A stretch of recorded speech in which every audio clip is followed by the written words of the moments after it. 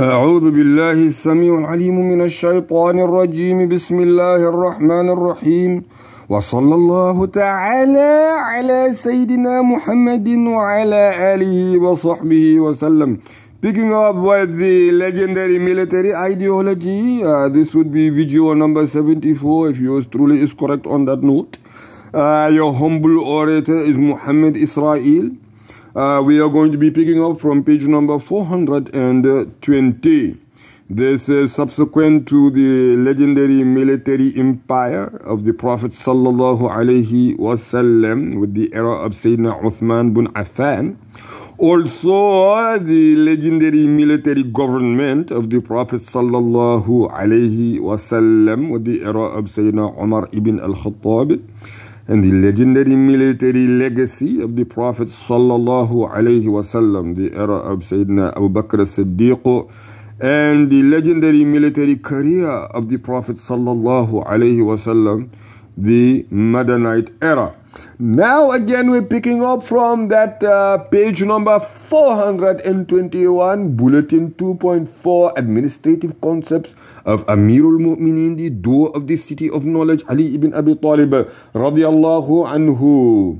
Emphasizing the human element, Amirul Mu'minin Ali ibn Abi Talib radiyallahu anhu wrote to one of his workers and said, I quote, some of the chiefs of your people complained about your being harsh, hard-hearted, disrespectful, and hostile.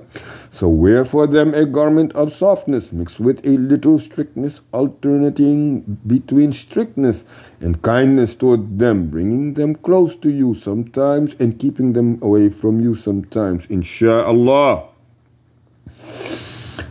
Okay, I think we covered that. We need to move on to 2.4.2 actually. So we want to speed it up a little bit at the bottom of the page.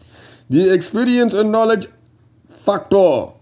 In this regard, Amirul Mu'minin Ali ibn Abi Talib radiyallahu anhu confirmed the importance of the leader having experience and knowledge. If that is the case, then he has the right to be obeyed. Otherwise, he should not be obeyed. Amirul Mu'minin Ali ibn Abi Talib radiyallahu anhu said, you should obey the one whom you have no reason not to obey on the basis of his ignorance. And I quote once more, you should obey the one whom you have no reason not to obey on the basis of his ignorance. Very deep saying. You would have to, comb through it a little bit. And it's a very small, sentence. In other words, you should obey the one whom you have reason not to obey. Obey the one whom you have no reason not to obey them. As long as they don't give you one of the reasons or a reason not to obey them, then obey them. On which basis? On the basis of his ignorance. He is ignorant. Where is the ignorance in this? You have no reason. In other words, there is no reason. So since there is no reason, there is no knowledge. That's the basis of the ignorance. And this is, as they used to, have the deep thinkers think deeper. And let us continue. If he is ignorant, then they have no reason to obey him because he may lead them to doom. He also said there is no obedience to any created being if it involves disobedience towards the Creator. And I want to say that, unless this saying is of that manner, where that individual should be obeyed, since there is ignorance as to why he is not to be obeyed. If it's not that, then it's definitely along the lines of a typo, but also we can see the wisdom in ignorance as to the individual himself not being one who we have knowledge of their misfortunate circumstantial errors and mistakes and so on. Again, as it says here, if that, in that case, knowledge and experience, okay? So the ignorance is a problem. The ignorant one who has no knowledge of the different issues will end up committing disobedience towards the Creator by doing something haram. And this is what we have today. We have all these leaders, they don't know. Unfortunately, they've been put in their respective places of reign only to be in service to other than Allah Jalla Jalaluhu. And this is a problem. Okay, 2.4.3, relationship between the leader and the follower. And Allah Jalla Jalaluhu knows best. We're just here as tools, we're no one. This relationship is not to be based on hierarchy. Rather, it is to be based on common interest between the leader and his followers.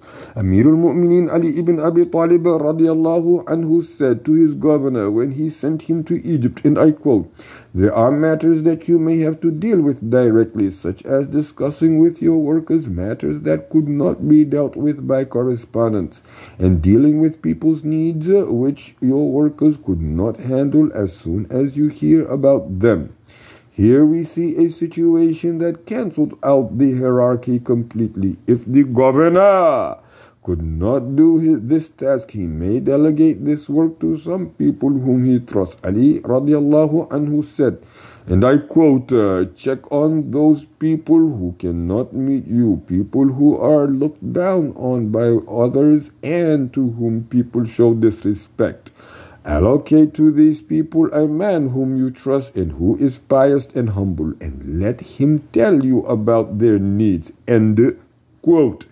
This is clearly ignoring the bureaucratic attitudes that assume that everything should be done in strict accordance with the system, that no one has the right to go against the system, and that whoever goes against it is seen as breaking the system.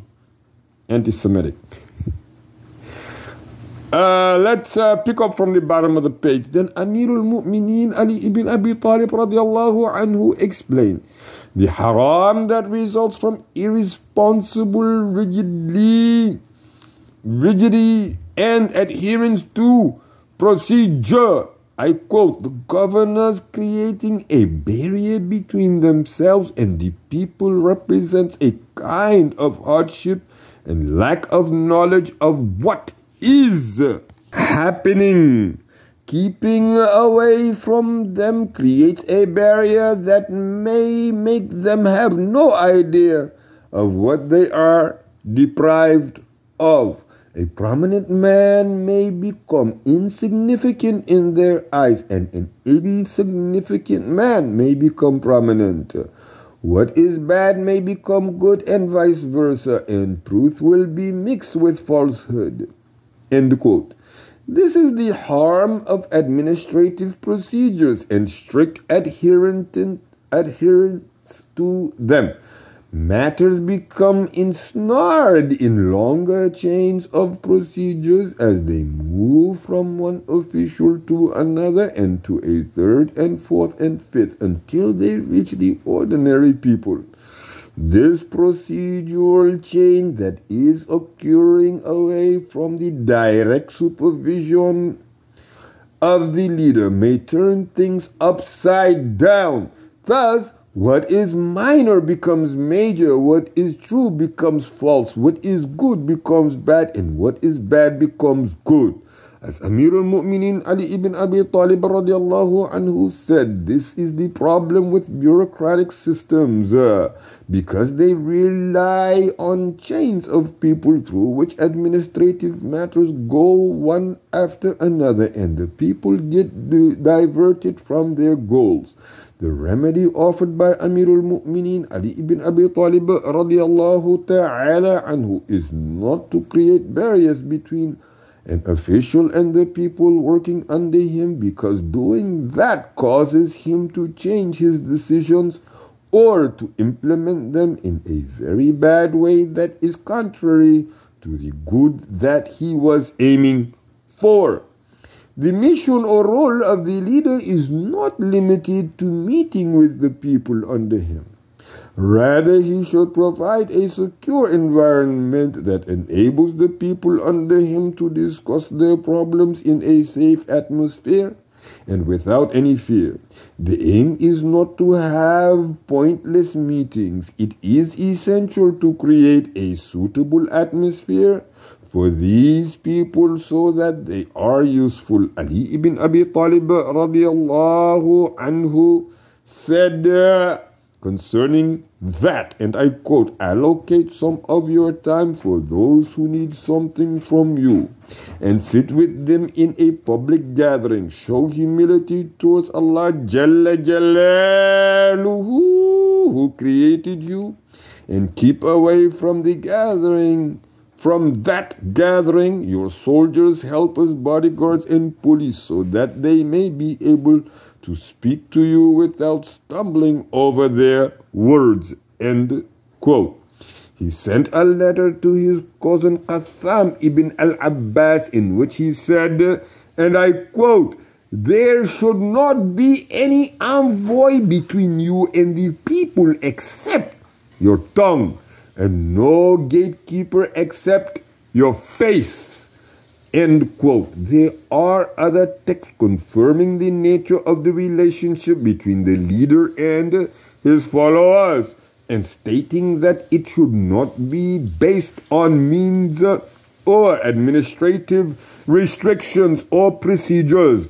Rather, it should be based on face-to-face talk when there is no need for that. 2.4.4 Fighting rigidity. There are some administrative theories and systems which lead to rigidity, a waste of time and effort and neglect of people's rights. Rigidity. That's what it is. Moreover, there are many ideas that no one thinks of attempting in the first place because it would not take too long to get approval for them through administrative channels. Hence, Amirul Mu'minin Ali ibn Abi Talib radiallahu anhu said that whoever gives in to slow procedures will neglect rights and duties. End quote. 2.4.5 Proper and fair supervision. Supervision is important in any administrative system. Amirul Mu'minin Ali ibn Abi Talib radiallahu anhu referred to this supervision when he said, and I quote, "And send spies from among the trustworthy and loyal people to spy on them, for your checking on them secretly would motivate them to be sincere and kind to the people." End quote. According to Amirul Mu'minin Ali ibn Abi Talib radiallahu anhu, supervision and checking is a mercy and support to the one who is supervised, so that he will continue to carry out this work sincerely. Supervision must be done by people who are sincere and honest, so that their evaluation will be fair and not affected by whims and desires. This supervision is a helping factor in achieving progress and motivating individuals to work and to be honest in their work. Rigid laws have no place in the administrative thought of Amirul Mu'minin, the door of the city of knowledge, Ali ibn Abi Talib radiallahu ta'ala anhu, when these laws and regulations become obstacles preventing individuals from moving forward in the system, or a cause of rights and duties being neglected. 2.4.6 Appointment to official position should be done in accordance with guidelines and not personal connections. In this regard, Amirul Mu'minin Ali ibn Abi Talib, the commander of the believers, confirmed his appointment of his governor in Egypt. And he said, and I quote, "Then look at the situation of your workers and appoint them after you test them. Do not appoint them on the basis of favoritism or for personal reasons. It is essential to carry out preliminary test on a person whom you plan to employ for some job The leader has to keep away from personal reasons when employing or promoting people to high positions. Then, end quote. Then Amirul Mu'mineen Ali ibn Abi Talib radiallahu anhu said, then look at the situation of your scribes and let the best of them be in charge of your affairs, end quote. Not the closest of them to your heart or your family. There is no room for connections and emotions. The standard is the truth in addition to the ability to do the job with honesty and sincerity. 2.4.7 Proper management in the letter of Amirul Mu'mineen Ali ibn Abi Talib radiallahu anhu to Al-Ashtar ibn Qais. This concept of proper management becomes clearer and clearer. And I quote, your position is not a reward, rather it is a trust placed on your shoulders and you are responsible to those above you. End quote. This indicates that Amirul Mu'mineen, the commander of the believers, regarded administrative work as a trust, and the person in a position of responsibility has to render this trust as is and take care of it. He is responsible before Allah Jalla Jalaluhu to do it properly, and he is responsible before his superiors. And I quote, those above you, end quote. As an acknowledgement of the importance of the hierarchy system, this was an important factor of bringing about the control and administration that prevented all aspects of negligence and deviation. Inshallah, we will end this one here at page number 625. And inshallah we'll catch you on the next one. Subhanakallahumma bihamdik wa tabaraka ismu rabbik wa ta'ala jadduka wa la ilaha ghayruka wa la hawla wa la quwwata illa billahi al-aliyyil azim. Subhana rabbika rabbil izzati amma yasifun wa salamun ala al-mursalin walhamdulillahi rabbil alamin.